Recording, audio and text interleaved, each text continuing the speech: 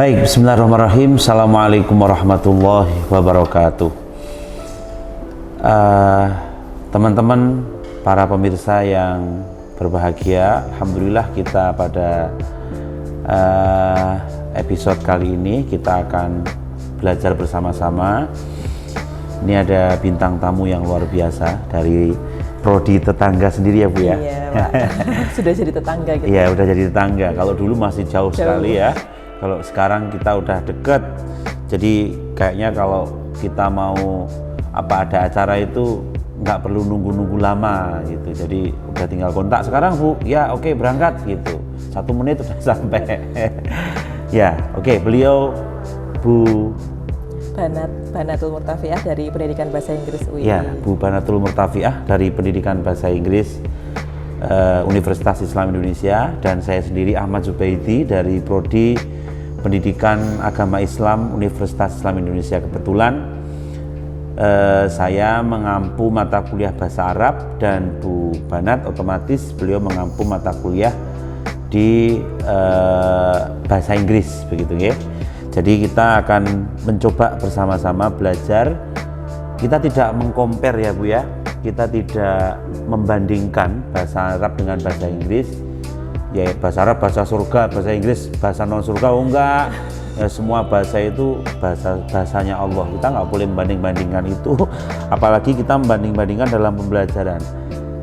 Tapi kita mencoba melihat nanti ada sisi apa ya Bu ya? Keunikan mungkin ya, Pak. sisi keunikan dalam bahasa Arab dan bahasa Inggris itu yang memungkinkan kita untuk bisa belajar lebih mudah kedua bahasa itu ya, bahasa Arab dengan bahasa Inggris, karena memang kedua-duanya itu adalah bahasa yang sangat penting. Mungkin saya mulai dari bahasa Arab terlebih dahulu ya Bu Manat ya. Kita kalau dalam bahasa Arab ketika pertama kali belajar kita harus mencoba melihat, mengenal antara Arab dengan Indo. Jadi kalau bahasa Arabnya, kalau bahasa ibu kita kan bahasa Indonesia. Jadi kalau kita ingin belajar bahasa Arab berarti kita mencoba melihat Arab dengan Indo itu terlebih dahulu. Dan kalau di dalam bahasa Arab itu pertama kali yang akan kita lihat itu di Indonesia ada huruf itu kan A, B, C. Jadi kan kalau kita kecil itu kan kita diajari A, B, C, D. Nah gitu kan.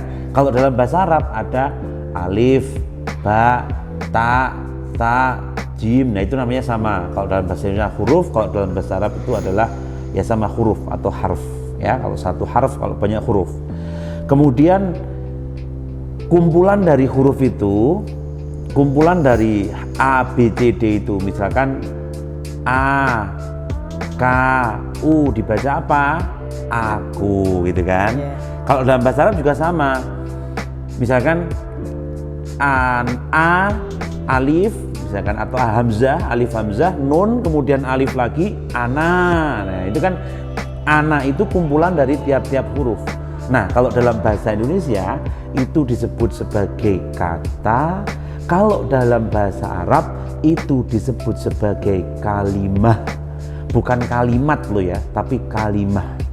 Jadi bisa kita simpulkan kumpulan dari huruf itu, kalau bahasa Indonesia kata, kalau bahasa Arabnya kalimah. Nah kemudian lanjut yang ketiga yaitu kumpulan dari kata itu sendiri. Kalau misalkan aku cinta kamu. Nah ini kan aku ini kata, cinta kata, kemudian kamu ini kan juga kata kan. Nah, kumpulan dari kata itu kalau dalam bahasa Indonesia namanya kalimat, kalau dalam bahasa Arab namanya jumlah. Oke. Jadi itu bisa kita lihat dari situ. Oke.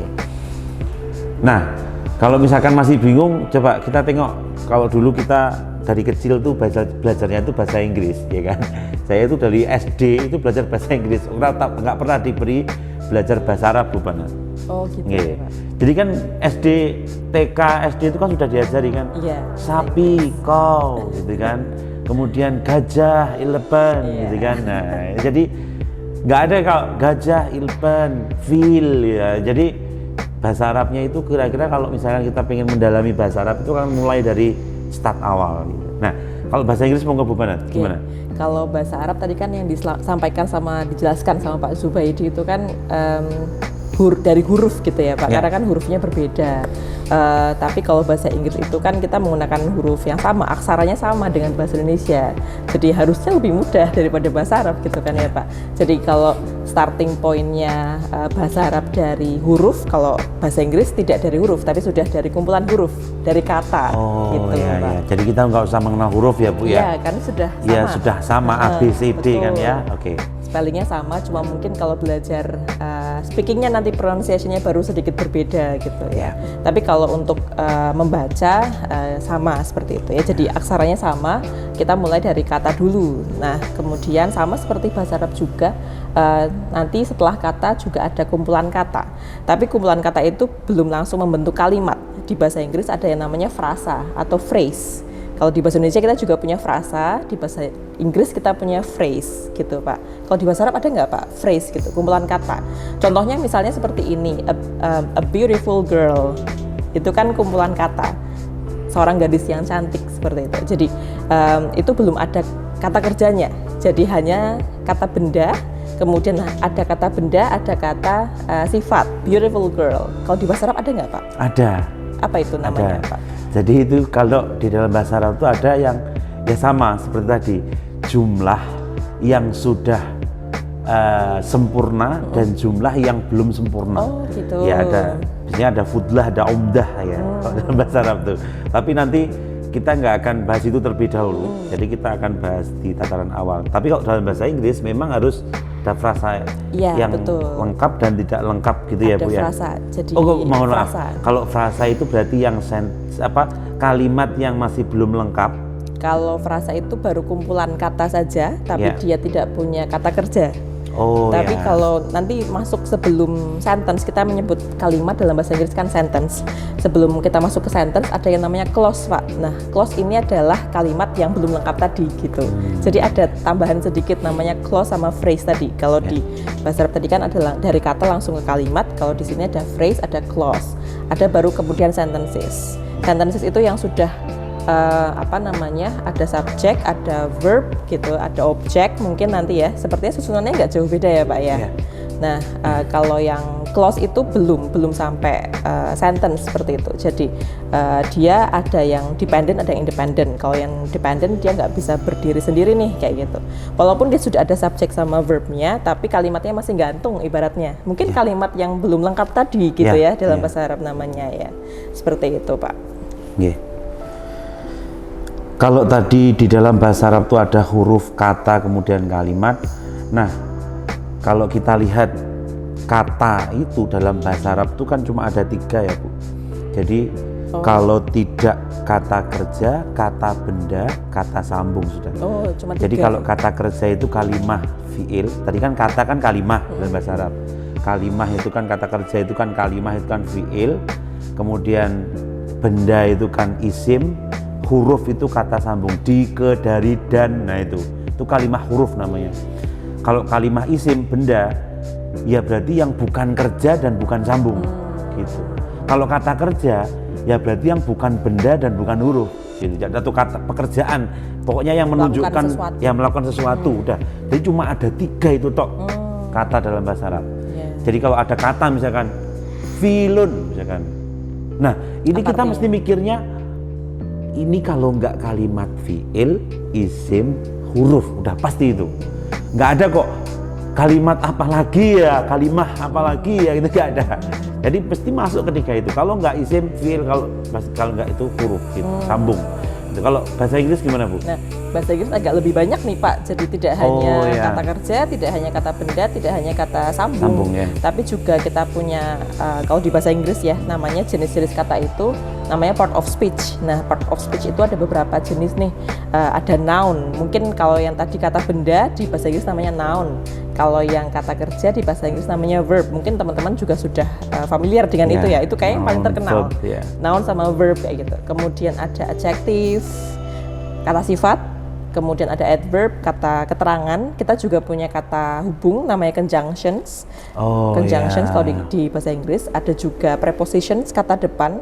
Kemudian ada juga pronoun. Pronoun itu kata ganti. Jadi misalkan saya itu kan perempuan, jadi di pronounnya adalah she misalnya, seperti itu. Itu namanya pronoun gitu Pak. Agak lebih banyak ya. Ya, agak lebih banyak ya. Ya mungkin nanti ada apa sedikit ini ya, tapi kira-kira nanti kalau misalkan teman-teman yang sudah belajar bahasa Inggris itu mungkin melihat bahasa Arab itu akan lebih mudah dalam belajar gitu kan. Kayaknya kan di awalnya kan dari bahasa Inggris ya, Indonesia kemudian Inggris, Iya, baru ke Arab. ya. Ya, tapi mungkin berbeda lagi kalau misalkan second language ini digunakan atau dipelajari dia mulai dari kecil kan ya, beda Iya, lagi ya. betul, Ya, betul. itu tergantung kapan kita mempelajarinya. Betul. Ya, tadi Bu, kalau kita bahasa Arab tadi ada huruf, kata, kemudian kalimat atau huruf, kalimah, kemudian jumlah. Nah, jumlah atau kalimat dalam bahasa Arab itu terbagi jadi dua. Apa itu Pak? Jadi ada SPOK, ada PSOK. Oh, susunannya ya. Susunannya, ya. Jadi ada SPOK, ada PSOK. Misalkan Budi pergi ke pasar atau Budi makan nasi di dapur gitu. Nah, itu nanti akan dijadikan sebagai salah satu hal yang melihat diri kita itu bisa nggak kita nyusun kalimat dalam satu kalimat dalam bahasa Arab, atau kita bisa menganalisis satu kalimat dalam bahasa Arab. Jadi jumlah itu adalah yang paling penting dalam bahasa Arab. Jadi kira-kira kalau ada jumlah, kemudian bisa nggak kita menganalisisnya? Kalau nggak begitu, bisa nggak kita membuat jumlah itu gitu? Jadi menganalisis Ya. itu berarti subjeknya yang mana? Yang mana, ya, kemudian predikatnya yang mana, kemudian objeknya yang mana, keterangan yang mana, kata sambungnya di mana. Nah, itu kita harus bisa menganalisis. Itu kalau misalkan tatarannya sudah kita menganalisis teks bahasa Arab. Tapi kalau misalkan masih belajar bahasa Arab dasar, ya bagaimana kita bisa menyusun bahwa jumlah itu bisa SPOK dan PSOK. Lucu ya Bu, bisa PSOK kan? PSOK berarti predikat dulu ya Pak Iya, predikat dulu, berarti gini. Berarti kayak gimana tuh Pak? Makan Budi nasi di dapur. Oh, bisa ya seperti itu ya. Tapi Tanya kan ya. kalau kita berbicara dalam bahasa Indonesia itu kan Agak berarti aneh. secara tidak langsung itu kan Iya. kita sudah menerjemah, Iya, ya kan? Kita sudah mengalih bahasakan dari bahasa Arab ke bahasa Indonesia. Sedangkan di bahasa Indonesia kan nggak ada Nggak ada. PSOK. Berarti walaupun susunan di dalam bahasa Arab itu PSOK, ketika kita berbicara atau mengalih fungsikan terhadap atau mengalih bahasakan ke dalam bahasa Indonesia, terjemahannya nanti tetap memakai terjemahan yang pola SPOK. Oh, Walaupun di dalam bahasa Arab sah dan itu bahkan digunakan Bu. Gitu. Kalau dalam bahasa Inggris, oh iya. Kalau dalam bahasa Inggris, kalau tadi unik sekali ya, Iya. jadi ada PSOK itu saya baru tahu. Tapi kalau di bahasa Inggris untuk kalimat itu kan kalimat statement gitu ya Pak, yang Iya. kalimat pernyataan itu ya SPOK kalau kita di bahasa Indonesia, atau mungkin kita bisa mempelajarinya SPOK, tapi kalau di bahasa Inggris kita menyebutnya ada subjek kemudian verb. Nah, nanti verbnya setelah verb ini bisa diikuti objek atau bisa diikuti komplement. Komplement ini mungkin keterangan gitu ya Pak ya. oh gitu ya. Jadi ada kalanya verb yang tidak butuh objek, Ya, ada kalanya betul. verb yang butuh objek, Ya, ya kan? Betul, Ya ada sama. transitif sama intransitif gitu. Transitif sama intransitif. Betul. Kalau dalam bahasa Arab itu Namanya? dinamakan fi'il lazim dan fi'il muta'addi. Lazim itu yang tidak butuh objek, muta'addi itu yang butuh objek. Oh, berarti tidak selalu SPOK ya berarti? Iya, tidak selalu SPOK. Jadi bisa saja SPK Sama saja berarti ya, ya. atau PSK. Hmm. Kan predikat dulu ya kan? Predikat subjek baru keterangan. Ya, predikat subjek baru keterangan. Oke. Baik, teman-teman para pemirsa yang berbahagia. Jadi itu tadi kira-kira gambaran sedikit lauhah ya Bu ya. Kalau pengen belajar bahasa Arab yang dipadukan dengan belajar bahasa Inggris. Ada kalanya kan orang itu dulunya kan pernah belajar bahasa Inggris, dulu bahasa Arab belum pernah. Nah, kira-kira tadi sedikit perbincangan mulai dari awal dasar kita mengetahui bahasa Arab itu sendiri. Nah, nanti di pertemuan selanjutnya kita akan mencoba melihat bagaimana subjek itu dalam bahasa Arab dan juga di dalam bahasa Inggris, predikat dalam bahasa Arab dan juga bahasa Inggris, kemudian juga keterangan dan lain sebagainya, objek dan lain sebagainya dalam bahasa Arab dan bahasa Inggris. Pastinya kalau dalam bahasa Arab itu akan sangat erat sekali keterkaitannya dengan harokat yang ada dalam huruf itu sendiri. Kalau dalam bahasa Inggris, Bu, kira-kira keterkaitan erat yang perlu diperhatikan itu apa ya? Kalau kita mau bikin kalimat gitu ya dalam bahasa Inggris itu Pak, mungkin yang paling jadi apa ya perlu diperhatikan itu adalah keterangan waktunya Pak, karena kalau di bahasa Indonesia mungkin kan kemarin, hari ini, besok itu kan sama semua kata kerjanya, tapi kalau di bahasa Inggris itu berbeda gitu ya, berubah. Jadi kita ngomongnya kemarin sama hari ini sama besok itu verbnya berubah, kata kerjanya berubah. Jadi itu ya, saya pikir itu yang perlu diperhatikan sekali sih. Iya, iya, ya. Berarti tidak begitu berbeda ya sebenarnya.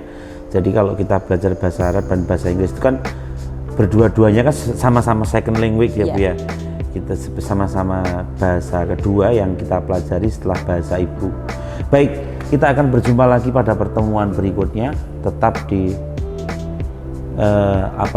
Bu ya, tetap di belajar bahasa ya, Arab dan Inggris bersama Pak Zub dan saya, bersama Pak Zub dan Bu Bana. Terima kasih. Terima kasih. Assalamualaikum warahmatullahi wabarakatuh.